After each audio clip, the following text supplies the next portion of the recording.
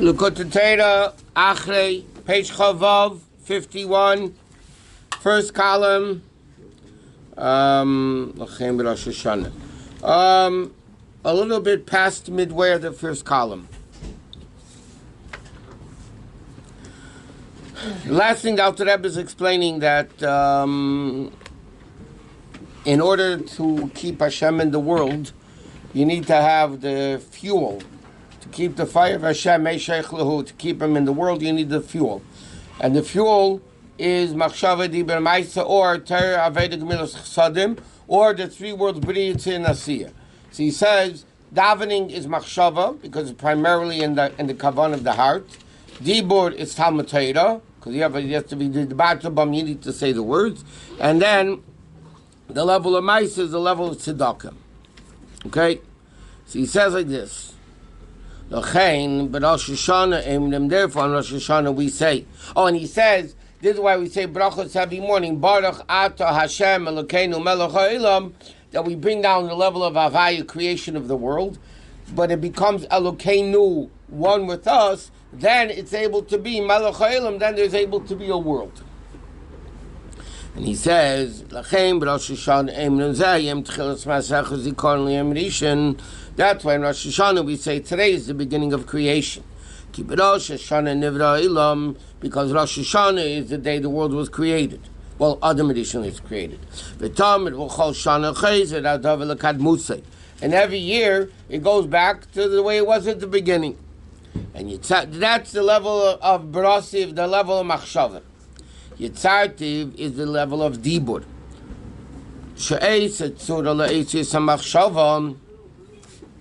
What is speech? Speech is not yesh miyayin. You take the thought that exists and you just form it into words. So he says, you make a form of the words of machshava. And therefore the letters of speech are not the same level as yesh miyayin like machshava. Because already you think in letters. So letters already existed in your thoughts. It's only a revelation of the letters of Machshava. The letters of Machshava is like the matter, and letters of Dibur as a form. So therefore,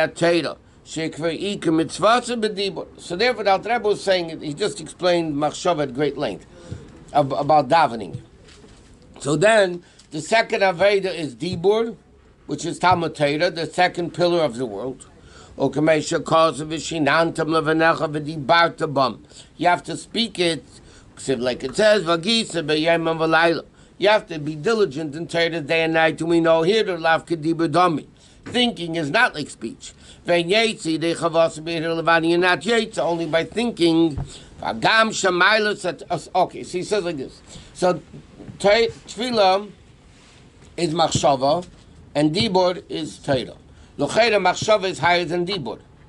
But we know, so that means Tefillah would be higher than Torah. Right? He says, Agam Shemailus HaTorah Eila L'Maila Maila Mailus HaTefillah. Even though Torah is much, much greater than Tefillah, K'mei Sha'amar Azau Tamatera Keneged Kulam. So Lochera here we're saying, Tefillah is Machshava.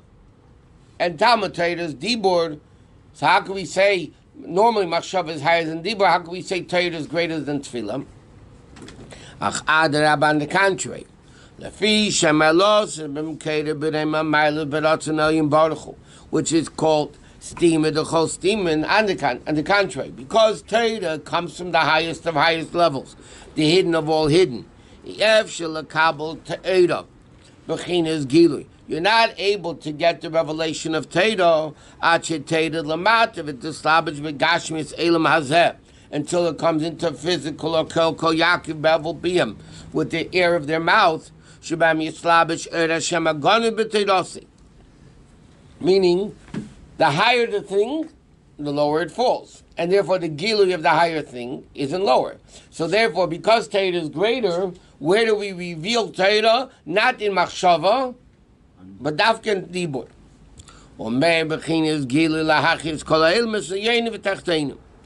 Like it's known to the Mekubalim, Shekol Davar Elyon. Any high thing, ain't a balidei gili, ain't a elamata b'seif ma'isa.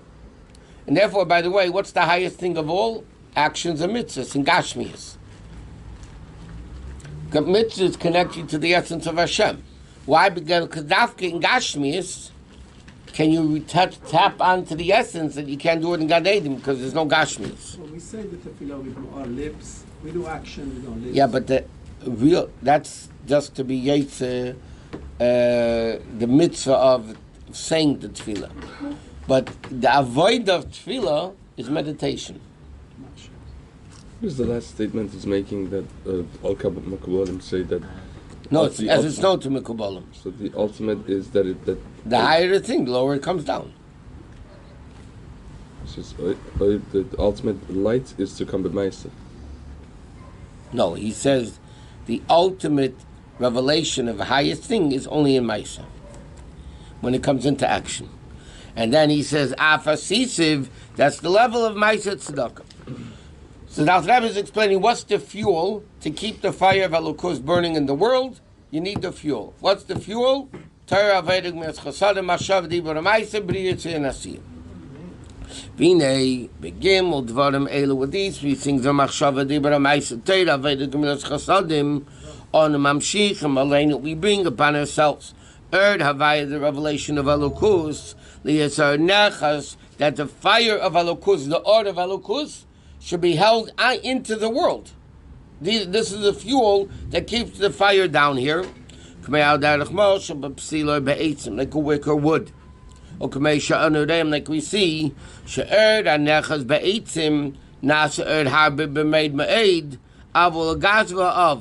Says like this, you have a wick. A wick is a much smaller fire than a fire that's in a fireplace, right? And wood. So it's a much bigger fire, but it's a much coarser fire. It's a thicker fire, a grubber fire. A wick is a very refined. It's much smaller, but it's very refined. Meaning, the one in wood is a lot, but it's thick. Vanechas b'psila or mort is a little fire, but hudak, but it's edel. It's refined. So now he's giving the marshal of Elokus with world. Hashem is a fire, it needs fuel, right? So just like a physical fire and fuel, you can have wood, which makes a big fire, but it's thick. Then you can have a wick that makes a thinner fire, but it's refined. The same thing, grabbing onto Hashem, b'machshava who earn mu'it, it's a much smaller flame. Shein polosi bizgalus kol kach lachi sa'elim is kamo p'ulas ha'maisa v'adi b'tamatera kim esos ha'v'maisa. He says, therefore like this, machshava, which is much more refined, is not a big fire. It means it doesn't give a lot of life to the world. Like speech or action, which is much thicker, much more coarse. Because what's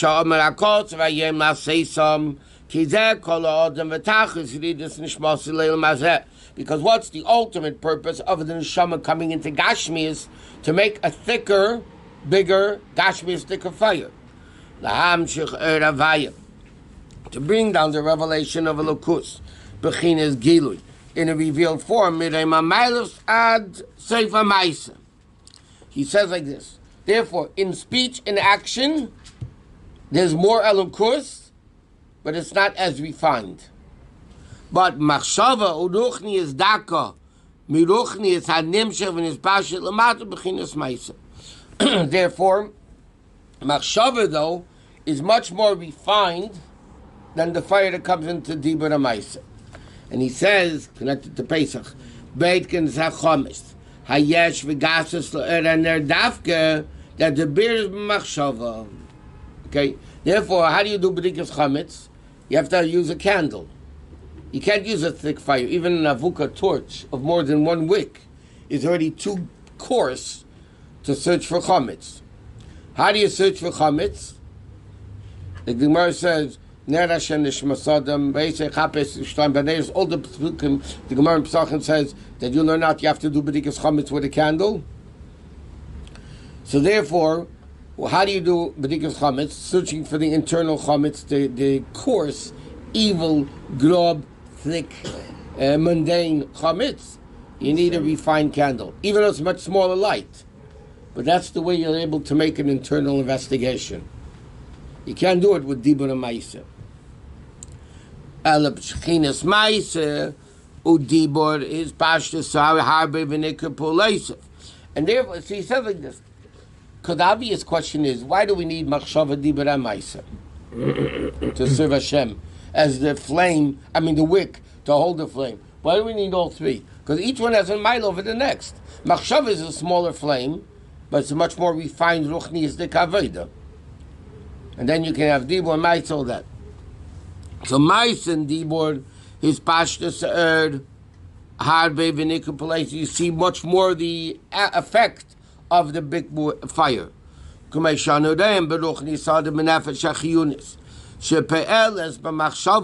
even in the person's body, the neshama's power that comes into machshava is much more refined than the action of the neshama that comes into speech and action.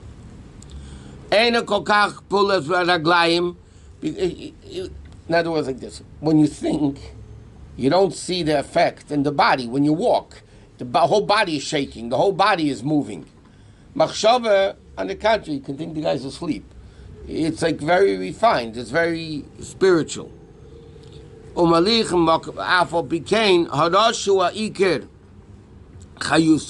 Nevertheless, where do you see more life of the neshama? In the feet than in the head. But where's the primary force of life of the body is in the head, not in the foot. Now it has to be refined. They both need each other. They need each one. Therefore, the Eibishter didn't make only machshava or only dibur or only ma'aseh, 2 out of the 3. Each one has its thing. It's very interesting. You find many tzaddikim, when they daven, they're going, woo. It's like, woo. They're going all over the place. When the Rebbe davened, there was no movement, basically. So the Rebbe was davening, the Rebbe didn't even shuckle a lot. In fact, he practically didn't shake. Because it's a different type of avodah. It's a much more refined spiritual avodah of davening than, the commotion. Okay, so he says now in Gimel. I'm sure the Alter Rebbe had that too. The Alter Rebbe had that by learning, not by tefillah. I mean, by tefillah also, he definitely had the machshava and calmness. But when the Alter Rebbe said Maamarim, he's rolling on the floor. But by davening also, no? No. They said that the Alter Rebbe was really moving a lot, and then the Mitzvah Rebbe's style was completely opposite. Right. Alter Rebbe and Chochmah and Bina are opposites. Chochmah and Bina are opposites.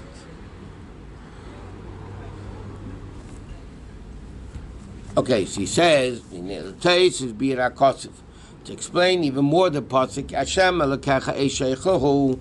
Until now he explained it, that Hashem is a fire, it needs fuel. What is the fuel? Machshava dibur ma'aseh Torah v'edikum chasadim. That's what he explained until now. He says the additional explanation, Tzarech Lahaska, needs to be mentioned. Kikshem shoish ein and nitbes v'nechas heitev b'psila be'etzim la'er al-aretz. When does the fire really grab onto the fuel? Kiem shoish eichla, when it consumes what it's burning. A fire is really a fire when it's actually consuming the fuel. Hainok she'achel es mashem achizim ba. Shapsila ha'etzim yaneichen umuchshorim l'sako v'l'chales bay. You mean like this? You can explain the different types of wicks. The proper wick is that's conducive for the fire. It's a keli actually for the fire to consume it. That's the best type of fire. But he says,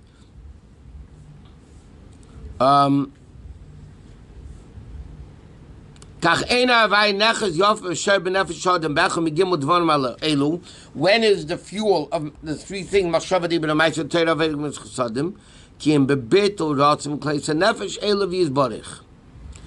it's like this. You can have Torah, Aveda, Gemilas Chasadim, which is the fuel for the fire, but in order for the fire to function properly, it has to be a wick that's willing to become consumed by the fire. It doesn't fight the fire. Which means, in simple English, Torah, Aveda, Gemilas Chasadim needs bittul. Because you can have a fuel, you can learn Torah, you can daven, you can do mitzvahs, but if it's full of ego, it's full of lack of bittul, so then, yeah, the fire's on the wick, but you're not having a consuming fire. The godliness consumes you, that you become one with Hashem. The idea of a fire is that the fuel becomes one with the fire. If it's not conducive to it, it's not going to work. The wick is not a fuel. It's yeah, it is the fuel because the fuel goes into the wick. The fuel is separate. The wick is a different entity. No, what does the wick do? It draws the fuel. Yeah, it does. That's all the fuel. So the wick is the fuel because the wick has the fuel. It draws the oil in it. So the oil is going into the wick. So the wick is... Without the wick, the fuel will not go on. Because you don't have a vessel for it. By the way, you could take a tub of oil and burn it. And vice versa. You need a big fire to do it, though. But then you don't have the edel refined fire. The psila is the fuel because the wick is what just draws up the fuel to the fire holds on to. No, The wick regulates. Patila is not the oil. The Huh? patila is different entity. What? The patila. No, the psila. How does fire burn? You have oil and then you have a wick. Yeah, the wick is on top of the oil, right? The fire is not touching the oil; it's on top. Okay. What's lighting over there? And how does the oil get less? Without the oil, there is no patila. And without the psila, there's no oil. So it's the same thing. It's the same entity. What's a mitzvah? Is it fuel or the wick? The wick is a different entity than fuel. The fuel needs the mitzvah itself is the fuel because the mitzvah is either in thought, speech, or action. Right. Correct? Davening is in thought, Torah is in speech, primarily. Okay, and mitzvahs are in action. So what is a wick? Huh? What is a wick? The wick is machshava. It's much more refined. The fire that's in a wick is much more refined than in the fireplace. That's correct. Okay? So what does that mean? But in order for this wick to function, right, or even wood to function, you have certain wood that's better fuel than other wood. Why? It's all wood. The answer is because this is conducive to becoming consumed by the fire, and this is not so conducive to become fuel,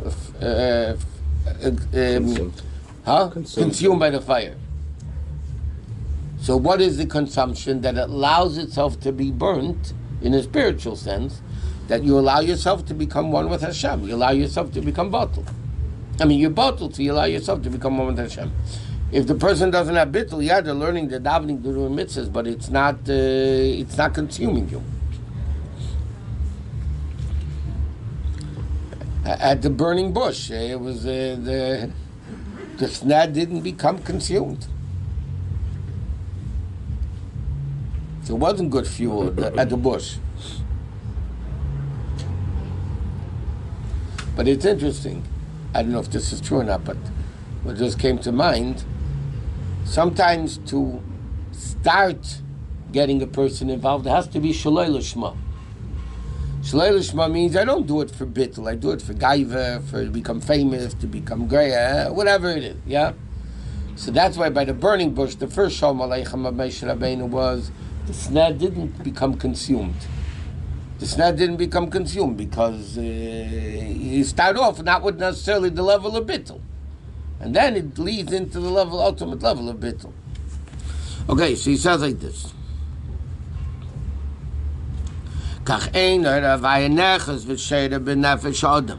Be'ercha Migimel Dvarim Elu. How does it become part of these three things? Ki im bebittel that's v'kleis hanefesh elav kiruch eisiruch v'am shiruch. It needs to have the level of bittel. So chein toli am shochas Avaya. Therefore, bringing down this revelation of Elokus is ayidei ateir of mitzvahs be Yisrael dafka bayid. If you think about it, if tefillin is a mitzvah, then the goyim should do it too. If tefillin brings down Elokus in the world, so why shouldn't the goyim have mitzvahs? They could also bring down the action of tefillin brings down kedusha in the world, so let them do mitzvahs. He said no, because you need the level of bittul that only a neshama could have. Like it says, "Vayokum edus b'Yaakov v'seir sham b'Yisrael." Ki Yaakov v'Yisrael, because what's the dafka? The pasuk says like this: Hashem gave edus in certain mitzvahs by Yaakov v'seir sham b'Yisrael. Why is it Yaakov and Yisrael? He says simple. Yaakov and Yisrael is iskafya and ishapcha. Yaakov Avinu is a level of breaking evil. Yisrael is where you transform the evil to kedusha. So in order to have mitzvahs, in the world that accomplish what it needs to accomplish in the world, it can only be by Yidden that have the neshama, and therefore they have the ability to be bottled. Shebezeh toli amshachas eravaya de Torah mitzvahs. Masha'en kim b'lei bittul, that's without the level of bittul, and yecheles lahamshich. You can't bring down that level of kedusha, because fire can only grab onto something properly that's becoming consumed by it. Through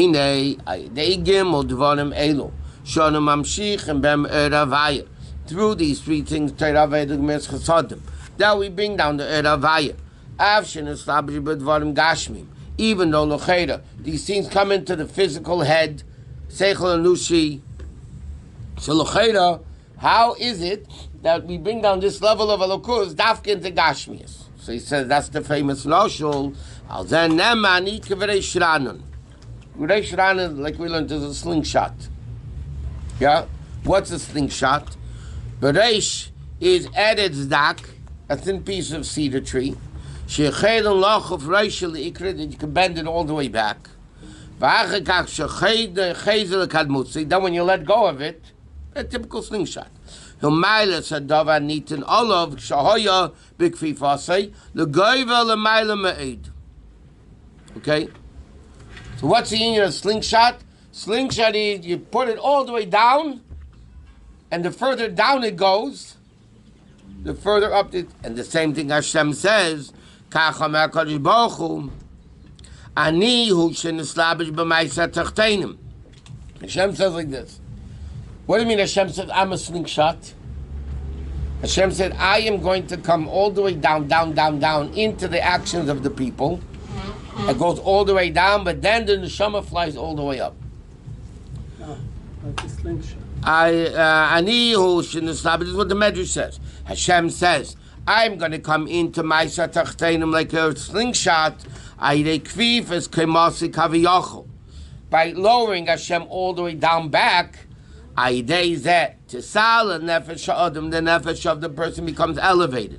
If you remember, one of the questions Al Rebbe said, why in the world does the neshama come down if the neshama originates in a high place? So he's going through this whole thing with the mitzvahs and what mitzvahs accomplish. So he says, so bottom line, why does mitzvahs have to come down in Gashmis? He said, because Hashem says, I'm going to come into the Gashmis. Mitzvah is one thing with Hashem. I'm going to come into the Gashmis. I'm going to come all the way low. That then when you let go, the neshama flies all the way up, greater than it was before it went down. Okay? So therefore, what's the whole union of mitzvahs? What's the purpose of the neshama coming down? There's a concept that you need the tzarech aliyah, the descent for the purpose of elevation. What's the elevation that happens? By Hashem, when a Jew does mitzvahs, Hashem is coming all the way down in the mitzvahs, and then we pull it all the way back, all the way down into action, thought, speech, and action, and then the neshama flies greater than it was before you pulled it back.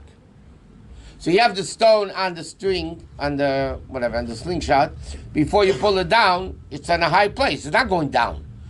But if you want to make that stone fly high, So then so in order for the neshama to fly higher than it was before, and that's why when the Rebbe writes in Yom Yom, in the name of the Baal Shem Tov, that it's worth a neshama to come into the world 70 or 80 years just to do one favor to another Jew, which means basically that one favor, that one mitzvah, elevates a neshama to such a place that it's worth the 70 or 80 years of hell in the body for the neshama to be in the guf is torture. For it to reach a level that's how much higher it goes. Is there a chance of never go up again? Is it possible never to go up? Rare, because the Torah promises that at the end of Golus, Ticha Torah, Yisol Eis and Tshuva, that the Torah promises that you're not going to do Tshuva. That's what the Alter Rebbe is explaining over here also. If you do Torah mitzvahs without bittul, you don't bring down the fire. In Tanya, the Alter Rebbe says, on the contrary, it goes into klipa. When you learn Torah for the wrong way, for the wrong purposes, not bittul, it goes into klipa. She said, so what's good about that? He said, because Torah promises from shloi lishma for the wrong purposes. You're going to learn it, you're going to relearn it, but goes out, but gigolach, or whatever.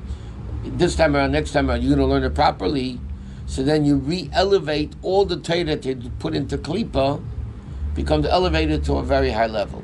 But meanwhile, when you do Torah mitzvah shloi lishma, you're lowering the Torah mitzvahs into klipa. But the Torah mitzvah shloi lishma ba lishma, eventually it's going to come to do it right. So when you eventually do it right, you're going to re-elevate everything from klipa. Because the only way you can have Hashem resting is when the fuel is a good fuel. It's not crackling, A lot of times you have water on wood, so the fuel is crackling. Crackling is not a good sign in a fire. Every So boiling what crack. was this that for Passover Hashem had to take them out in a second because they reached the 49 level. If they would have gone one more step, Right. they would have never go up again. Yeah. What do you mean? But according to you, That was all before Matan Torah. Once Torah came, the whole scene changed. The Rosh, like we learned, in Mitzrayim, those that didn't want to go out, didn't go out. Mashiach comes, Mashiach going to take every Jew by the hand. What changed? Why didn't Moshe Rabbeinu take every Jew out by the hand?